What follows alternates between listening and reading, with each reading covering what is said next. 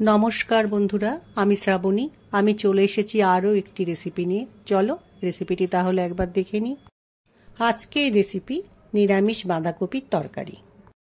এভাবে নিরামিষ বাঁধাকপি বানালে পুজোর ভোগেও দেয়া যেতে পারে, আবার লুচি, পরোটা, খিচুড়ির সাথেও খাওয়া যেতে পারে।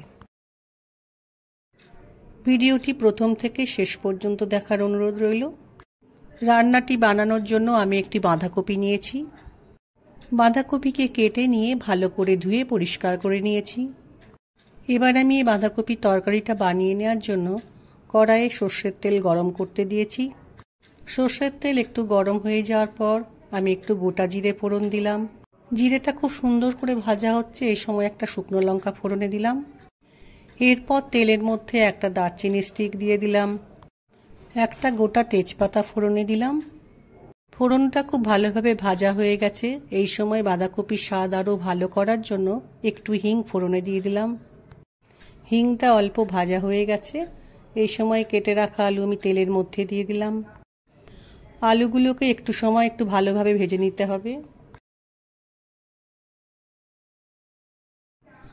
আলুর টুকরোগুলো কিছুটা ভাজা হয়ে গেছে। এই সময় আমি একটা বড় টমেটো কেটে রেখেছিলাম, সেই টমেটোটা আলুর মধ্যে দিয়ে কিছুটা সময় রান্না করে নেব।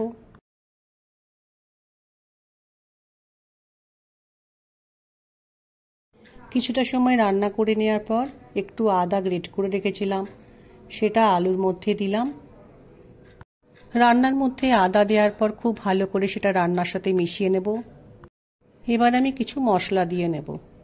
প্রথমে রান্নার মধ্যে দিলাম হলুদ গুঁড়ো, এবার দিয়ে নিলাম ঝালের জন্য লঙ্কা গুঁড়ো, পরিমাণ মতো জিরে গুঁড়ো দিয়ে দিলাম, পরিমাণ মতো নুন রান্নার মধ্যে দিলাম।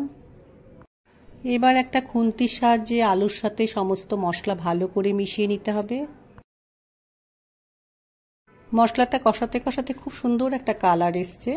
এই সময় আমি কেটে রাখা বাঁধাকপি কড়াইয়ের মধ্যে দিয়ে দেব। বাঁধাকপি কড়াইয়ের মধ্যে দিয়ে খুব ভালো করে সমস্ত মশলার সাথে বাঁধাকপিটা মিশিয়ে নিয়ে আমি একটু সময় রান্নাটা করে নেব। মশলার সাথে বাঁধাকপি মিশিয়ে নিয়ে একটু সময় রান্নাটা করে নেওয়ার পর আমি একটা ঢাকার সাহায্যে কড়াইয়ে ঢাকা দিয়ে বাঁধাকপিটা একটু সেদ্ধ হতে দেব। মিনিট 15 বাঁধাকপি ঢাকা দিয়ে রান্না করার পর ঢাকাটা সরিয়ে নিয়ে দেখেছি আলুও সেদ্ধ হয়ে গেছে, বাঁধাকপিও সেদ্ধ হয়ে গেছে। আবারও আমি বাঁধাকপিটাকে খুন্তির সাহায্যে নাড়িয়ে খুব ভালো করে একবার মিশিয়ে দেব।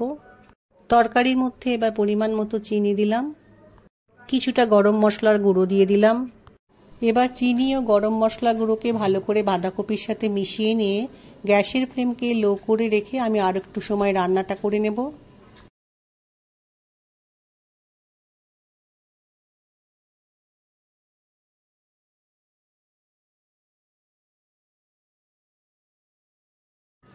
আরও মিনিট 5 রান্নাটা করে নেওয়ার পর বাঁধাকপির তরকারি আমার তৈরি হয়ে গেছে। আশা করছি আজকের ভিডিওটি তোমাদের ভালো লাগবে। কড়াই থেকে একটা পাত্রের মধ্যে তরকারিকে আমি পরিবেশন করে নিয়েছি। আমার আজকের রেসিপি ভালো লাগলে লাইক, শেয়ার ও সাবস্ক্রাইব করো। ভিডিওটি দেখার জন্য ধন্যবাদ। ভিডিওটি আজ এখানেই শেষ করছি। ফিরে আসছি আরও একটি রেসিপি নিয়ে।